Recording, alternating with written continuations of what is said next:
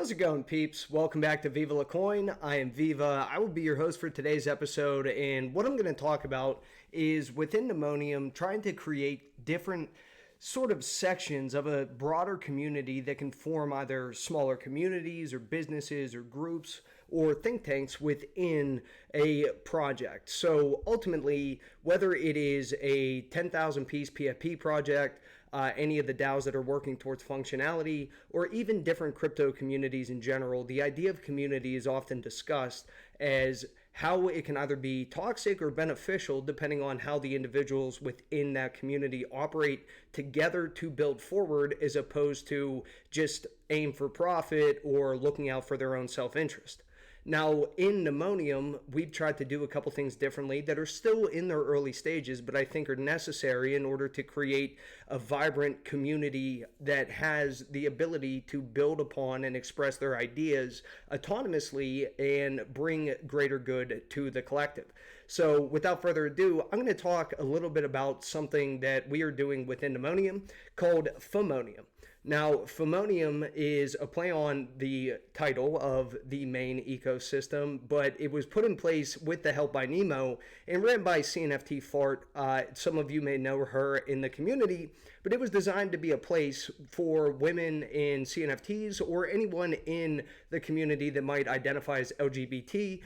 They can go and express their thoughts or ideas on not only what they would like to see from the CNFT or NFT space, but also some of the either walls or barriers that are put in place, some of the opportunities that they feel as though are inaccessible at the time. And you know what? I can't say that that isn't the case. Most of the time when you see those conversations occur on, let's just say, a main Twitter thread, you have a massive echo chamber of people that may not have lived experience in those avenues. I know myself, I don't. I absolutely don't. So I like to listen to other people's ideas. But even when they're sharing those ideas, if multiple people disagree with a certain concept, then you don't have any room for growth. If you think of open source technology as blockchain, then think of open source thought as a place to put out your ideas or your feelings on a certain topic to grow out of it. If you have so many people coming from a place where they do not have lived experience, oftentimes you're fighting an uphill battle to try and get people to understand your points, while also defending yourself that you aren't attacking them per se, but you're more or less defending your right to be in this space just as much and to voice your opinion regardless of anyone else agreeing with it or not. So within Nemonium, we created, and by we I mean CNFT, Fart, and Nemo, created a place for individuals to go called Femonium. Now, there's about 25 active members in Femonium, and they share their lived experience, both in blockchain or in real life, and that includes some artists from the team like Lily, and that includes other OGs that have their original skull, like Glow. So I reached out to Glow originally, and I asked, tell me a little bit about Femonium and how it impacted your time in the space. Because Glow, being an OG member of Nemonium, has been in the main thread and has been active in the broader community within our ecosystem. And what she said is, being both not only a female in the space, but being a part of the LGBTQ community, it's a place where you can go to share your thoughts and ideas beyond just the overall conversation on something like Twitter. Now, you may view that as exclusivity, and it is a mirrored image of what other people are trying to solve when they feel like they're not represented in projects. But I can go and have a conversation about several different topics and not get that same type of pushback that might come from a different perspective that lacks the understanding of what I'm trying to say from the position of the life that I've lived. So ultimately, aside from Glow talking about how it was impactful to have that space and to be able to collaborate with different women and others in CNFT and be able to say those things without any type of hindrance or blowback to where you're fighting an uphill battle just to have the conversation, it also stems directly from places like Twitter, where if Fart shared her thoughts about the space saying that, hey, when creators make, let's say, a human PFP project, it really rubs people the wrong way if there's no female PFPs. Now, that could be seen as contentious if you go out and share that concept on Twitter. And there was a lot of blowback and discord even on this tweet, where someone even said, go make an all-female collection or go to a different blockchain. This is for attention. But that individual may not have that lived experience and isn't really open to having the conversation, just saying go somewhere else or deal with it. Where in Femonium, it opens up the conversation not only to address why do we believe that this is happening? Was it because early in CNFT or NFTs, it was mostly guys in the space? What can we do differently moving forward to support female artists or different projects that may represent everyone so they could feel like they're a part of this? Now, for me, I can't say that, I mean, I have PFPs that pretty much look exactly like me. Now, yes, there are female PFPs that are out in different projects, but ultimately, it is about finding some balance of representation for the other people in the space. They want to have that conversation, and that is a healthy, open forum for them to have it within Nemonium.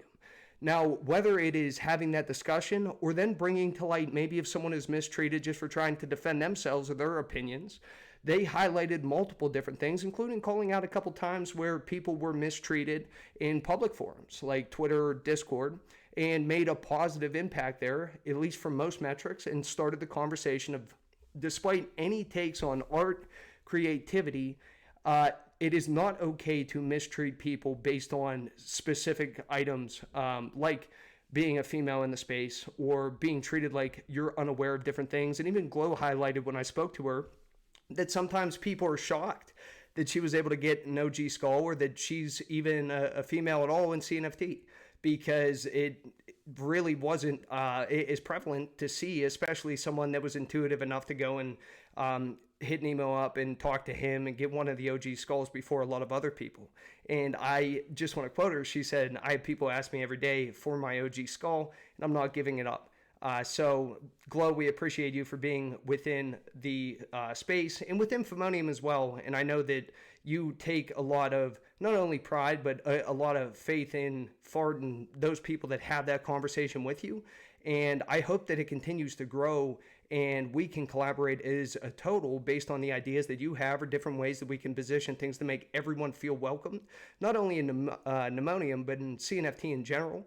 And if hearing this makes you uncomfortable, then maybe it's time to have some of those conversations, because I think that they should be welcome. And if someone else is saying, I feel uncomfortable or I have a problem, for anyone to dismiss it without understanding what that feeling of uncomfortability or not feeling like they belong in the space, without understanding where that comes from, I don't think that it is our place to dismiss it. And just playing off of the idea of creating a space to bring different value to the community, they also started, especially Fart started a dev seeking dev page within there. Just an idea, if you need something, or if you're looking for someone that does, let's say, Plutus smart contracts, or I posted, I was looking for someone that does Swift coding for Apple-based apps for something that I want to work on. If you need something, you can post in there and hopefully get a response as people trickle or filter through Nemonium. And we've already had a couple people find matches to begin to work on things and build.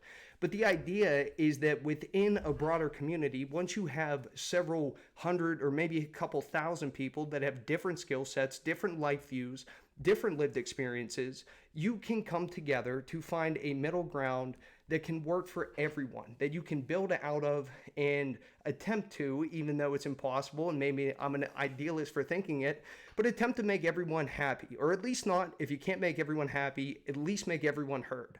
And then everyone can come together and formulate a collective opinion in this autonomous place that we're trying to build that is based off of the collective, which includes everyone, to find a way forward that does just that.